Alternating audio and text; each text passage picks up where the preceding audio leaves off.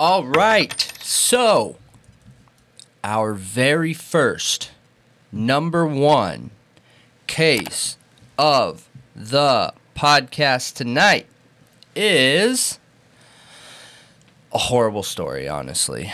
It's a really sad story about a really young girl who was ended too soon. And there's some really interesting questions that I have that to talk about at the end. You know, I have some questions around this. It's really strange. So, Bobbi-Anne Mcleod was 18 years old, this girl, okay? 18 years old when her life was brutally, heinously cut short with extreme violence and what feels like no apparent reason. So this story begins on November 20th of 2021 in Plymouth, England. By all accounts, this young woman, this kid, this 18-year-old girl had everything going for her. Her family described her as bubbly, kind-hearted, and full of life. And the night she got ended, the night she was murdered, she was just going to meet her boyfriend to have a night out. You know, this was a Saturday night in November in England. And gosh, it's just really awful. It's a horrible story for such a young girl. But Bobbi-Anne Mcleod was born on July 19th of 2003 in Plymouth, the same area that the crime occurred at. It is a port city on the southern coast of Devon, England. She had everything going for her, you know, like I was saying, her parents and family said she was bubbly and full of life. Other friends here have said that she lit up every room. She was one of those people that went out of her way to make friends with everybody. She had an artistic element to her. She wanted to be in fashion. She did art. She was motivated. She was passionate. She was passionate about life. She was passionate about music, about art. She daydreamed. She loved interior design. She was just an artistic person. And just from me reading all these articles about her, you know, when we do a case, I find out what an interesting story is, and then I start digging, and all these articles say nothing but incredible things about her. Her dream was to become an interior designer and artist, but at the time of her death, she had started down a health and social care career and course at a local college with aspirations to become a nurse, a child-focused nurse to help people.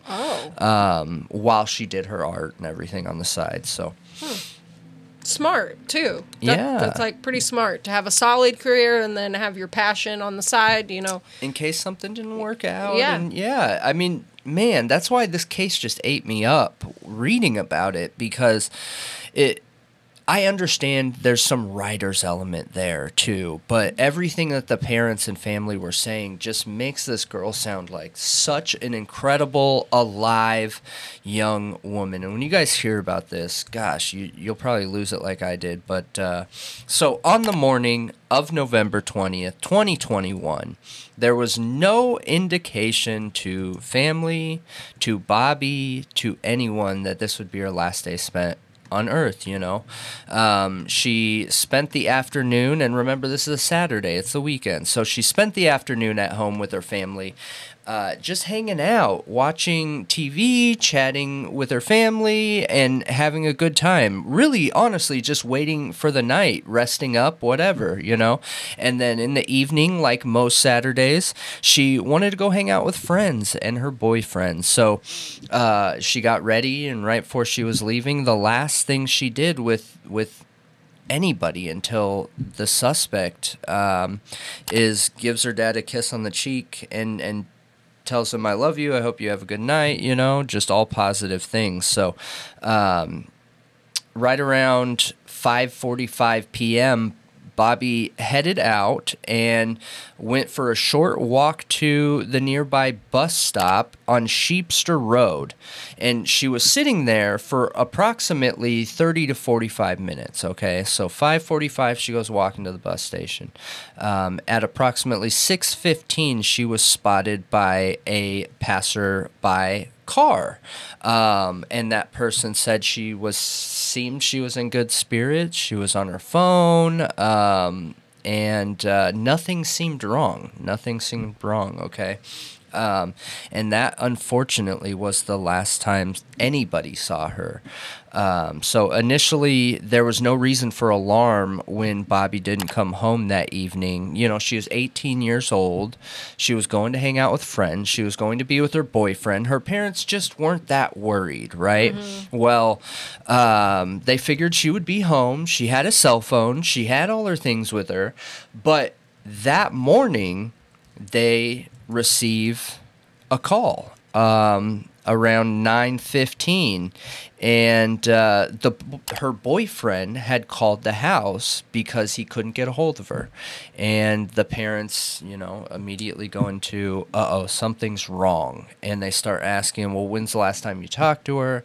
He tells them, last night, she was supposed to come meet up with me, and she never did. She just stopped texting me. No. She wasn't picking up my phone. So the parents went into hunt mode. I mean, any parents watching, I'm sure you've been in a situation where you're like, oh my gosh, where are they? Where is this person? Where is that person? You immediately try to problem solve, you know what I mean? So they start calling all her friends, trying to find out, hey, have you seen Bobbi? Have you seen Bobbi? They get on social media. They start asking all the friends on social media.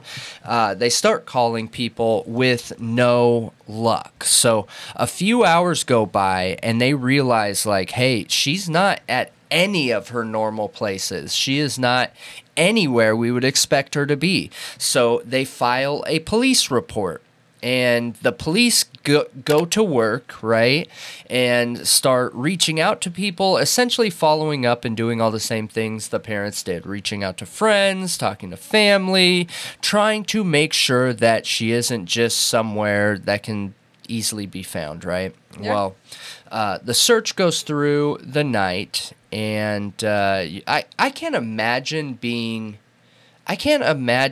so close to somebody and have them go missing like that, and to think that you could sleep through the night. I don't know if I would be able to sleep through a night if anybody I knew went missing in this same way. Yeah. I don't think I would be able to. No, I don't think so. But so the next morning, the hunt continues. Okay,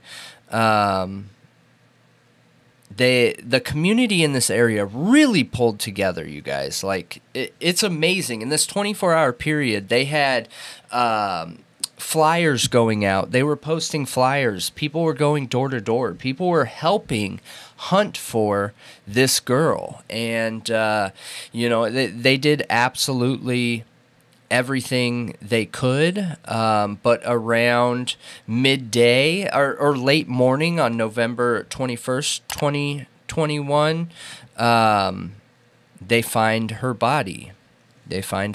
So they find it somewhat close to the bus stop area, and they go, well, when I say close, I mean like driving distance, right in that area. So, and they start working on leads. They start backtracking what she did, and they were able to see that by reviewing CCTV footage that she had made it to the bus stop on Sheepster Road and was there at around 6:15 p.m. the previous night. They ended up finding her cell phone and Apple AirPods case at the bus stop. Someone had found them that night at 7:15, meaning the last person who saw her at 6:15. The AirPods were found at 7:15, so she went missing between those times, all right? And they knew that they had to get on this. They had to figure it out. But people started sharing information, trying to find out what had happened. You know what? I made a mistake here in my notes. She wasn't found on the 21st. The phone and AirPods were found on the 21st. So I apologize for that, you guys. So everything else is correct, though. So and they knew something was wrong is right. What I wrote on my bullet point. But so when they found the phone and AirPods, they knew that something was wrong. She wouldn't have left those things behind. And you know, like I said, the whole community was at arms here. They were posting flyers, they were talking to people, they were searching, and they did that for 4 whole days. 4 whole days trying to find her. And it was on November 23rd. Around 3:45 p.m., they found her body, and they found the body in Bobbi-Anne area of Plymouth, so still in the Plymouth area in England. And by what I read, this was kind of there's a lake and a cafe and a big hill, and she was down a hill out of sight in the general area of this cafe that she frequented. So again, police just started doing their thing, and they started searching, and they put the information out on TV, okay? Mm-hmm. And a guy comes forward. And he is a local car valet and a guitarist in a popular indie rock band. He was not previously known by the police. He had no connections whatsoever to her. And he just walked into the Charles Cross police station at 1:30 p.m. and confessed to the murder. Odd. Super weird. Super, super, super strange. So, and it seems like this guy had a lot going for him too, you know? And he walked in there and said that essentially, I was just having a bad night, is what he told cops. And he said that he was inside that night doing his normal routine, and he liked true crime, but there's a big but here, okay? He liked true crime. He was really invested into true crime, was having a really bad night, needed to get out of the house. So he got out of the house and went on a drive and saw her. And she had similarities to an ex-girlfriend, and he said he couldn't control himself. And he got his car, approached her with a hammer, and assaulted her, put her in the car, and took her to where the body was found and ended her. And no other reasons than that. Just because she looked like an ex-girlfriend? That's terrifying. According to what he's saying. Now, what police did after they arrested him and confirmed that the weapon he claimed he used matched the injuries and damage that they were seeing, and that he drew them a map where the body was that aligned. So essentially they were just verifying this guy is the one who did it, right? And they sat him down in multiple interviews, and nothing ever came of it other than he was having a bad day. And he was part of a popular indie rock band. Like, I don't understand this. And the police said that they think it was due to his infatuation with true crime. However, when they searched his phone, they looked at like what he was looking at in true crime, and he had an obsession with the victims and an obsession with like how serial enders did these things. So when I'm watching this or reading this, Yes, I think that this can be a true crime killer, but I think there's something already there at that point. If I think they were attracted to true crime because there's victims and bodies, not they did this crime because they were attracted to true crime. Yeah, so I think there's a clear I think you can distinguish clear types of people that are into true crime. I think that there's people like me who have a ton of empathy for the victims, you know, feel that their stories need to be heard, they need to be remembered, we need justice, you know, all of the good things, like, you know what I mean? And then there's people who are more interested in the minds of killers that just have an interest in the human psyche. And then you have people who are interested because they wish they could be doing these things. Like, they have an interest in the victims in not an empathetic way. Not in an empathetic way. Yeah, they're looking up to these people. Right. And you know, when they took his phone and computer, he had a ton of information on Ted Bundy. What's the other one from that area? Fred West and Ivan Milat. And they're from the England area. That couple, do you remember that English couple that notoriously Fred had and like... May. Yep. But he had an interest in that. And then not only that, he had thousands and thousands of pictures of like mutilated bodies. So they tried to make it seem like the authorities, and maybe it's just they don't understand, right? Maybe it's a misunderstanding on their part. Give them the benefit of the doubt. Maybe they thought true crime could have caused this, but in my opinion, that seed was there because, look, I'm obsessed with true crime. I love it. I love it for entertainment value, and I love it because it makes me want to help these people that when a case hasn't been solved or there's an active case going on, it makes me feel like I can help these victims have a voice because I'm able to see things that maybe aren't being talked about. So it allows them to speak, you know, for justice in these situations. And I really enjoy doing that. I get a lot out of it. But I do not want to see these crime photos. I do not want to see mutilated bodies. Like reading it is enough. Yeah, and I think there's people that are curious and would want to see them, but it's out of morbid curiosity, and not also obsession. Analyzing. I think some people do want to get down into that nitty gritty and see the wounds and see the way the body's positioned, and things for investigative and scientific purposes. There's nothing wrong with that. But I don't think there's any way that watching a show, reading something, playing a video game can turn you into a killer. I don't either. It has to be there already. It has to be within you to be able to commit something like that, because for true crime, for me, I do not obsess about those kinds of things at all. Like, I might have a curiosity to see a crime scene and see a body because I want to know what happened.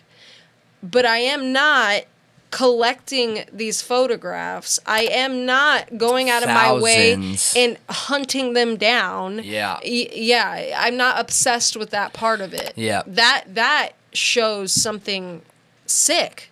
Sociopathic is already there in him, just waiting to sprout. The seed was already there. It was just waiting to sprout. Now, he just found that he could feed that obsession through true crime. Yep. You know, and obviously, I think it's obvious reading this, and I don't even have all the information that the police have, but I think it's obvious when I look at this that clearly it's not true crime's fault. There's something going on there. This dude had some issues that whether they needed to be worked out or whether it was an inherent trait in him that he is sociopathic due to whatever, you know, whether it's genes or whether it was trauma-based, I don't think that matters. But I thought this was super interesting because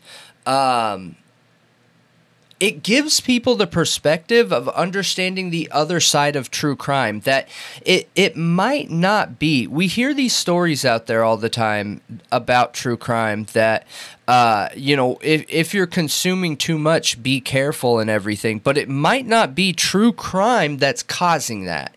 It might be these people coming to true crime. Yeah, no, I think they are drawn to true crime because they have that want, like that need, that itch, that impulse, or, you know, that obsession. It only makes sense that if you are have those thoughts in your head, those urges to go somewhere that you can look into them. Like, you know what I mean?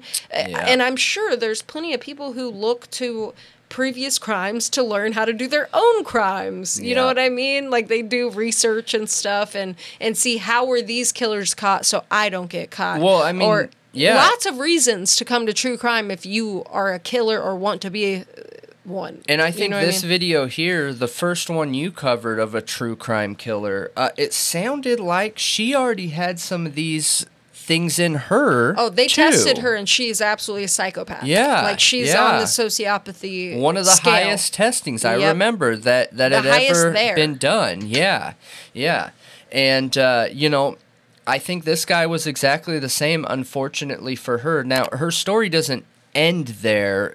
Luckily, but you know, just to give you guys a rundown recap, you know, this kid had been obsessing and hoarding these horribly violent images of victims from serial killers and anywhere he could get them. But you know, that spiral of violence began when he was having a bad day and chose to attack a random stranger. That's such a scary idea. Yeah. And he walked up to her with a hammer, beat her until she was unconscious, stuffed her in the car, dragged her to that wooded area where they were alone, and finished her. At any point, he could have stopped. You know, that situation took an hour, probably 45 minutes, whatever.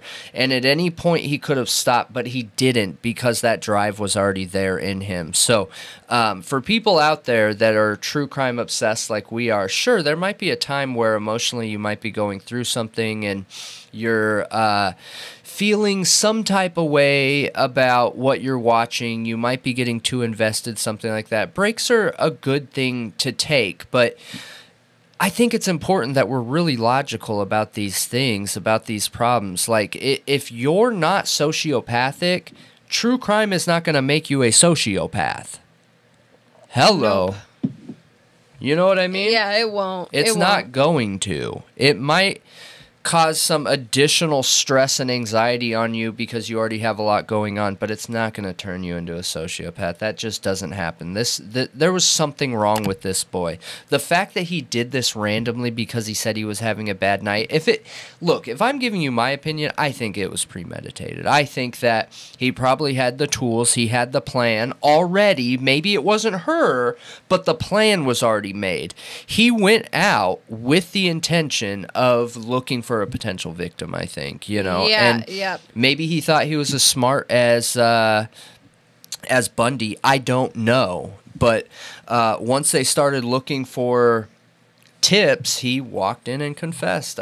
Strangest thing. But, you know, because of this, a commission was established in Bobbi-Anne's name that aims to promote cultural change and make Plymouth Street safer, which is incredible. That's amazing. It's really unfortunate she had to lose her life in this situation, but at least we caught the person who did it. At least this person will not be out there in a position where they can do this ever again. And it just shows you, dude, killers come from all walks of life. This guy was in a popular band. You know, he was notorious known. And came to true crime because he was a sociopath or sociopathic tendencies, not turned sociopathic because of true crime. Right. But yeah, a hammer's such a brutal weapon. I was thinking about that. Like, it's horrific. Up close and personal, similar to like a knife. There is something. Also, it does so much damage in that one little spot. You know, it's very precise little spot, and it causes a lot of damage. It's really heavy. It can be swung really hard, and it's horrific to even think about getting hit by a hammer like that. It is. So is there any evidence of SA? It doesn't even talk about that. Okay. Yeah. I read like 3 or 4 different articles. It does not talk about that. So with this being in England, I didn't try to do the normal research where I can pull up actual documents just because I wasn't sure if that's how it works. I can continue looking it up. I just felt the need to continue our story and make this known because we've covered a few different cases here where there's not a motive. Now, whether there is a motive and he's not being honest because he has sociopathic tendencies, I don't know. But this feels like a situation where he doesn't have a motive. This girl was a super pretty girl, just starting her life, should have never been ended in this fashion, and it doesn't seem like there's any reason for it. Just because he felt like it. Pretty much, because he said he was having I think word for word he said, I was having a down night. Then he must just be a serial killer. Something. Like he was on his way to that. Like that might have been his first crime and he got caught, but he could have become that. Yeah, I think that's totally possible. Yeah. I'm curious what you guys think, though. You know, these stories are important to us to keep that victim's name and who they were going. Yeah. So I'm glad this guy's off the streets, though. Me too. Me too. Because that's terrifying. Let us know. So,